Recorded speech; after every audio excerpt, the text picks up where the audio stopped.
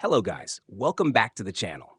Today, we're going to show you how to delete your order history on the Swiggy app in 2025. If you'd like to keep your Swiggy account clean and free of old orders, we'll walk you through the process. Let's get started. Step-by-step guide to deleting order history on Swiggy. 1. Open the Swiggy app. Make sure you have the Swiggy app installed and updated on your mobile device. Open the app and log into your account. 2. Go to Your Orders section. Once you're logged in, tap on the profile icon at the bottom right of the screen. From the profile page, select Your Orders to view your order history. 3. Select the order you want to delete. In the order history list, scroll through to find the order you wish to delete. Tap on the order to open its details. 4. Look for the Delete option.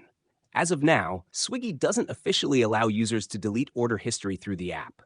However, you can clear your recent order history for privacy reasons by using the Clear Recent Orders option if available, or you can contact Swiggy support for help. 5. Contact Swiggy support if needed.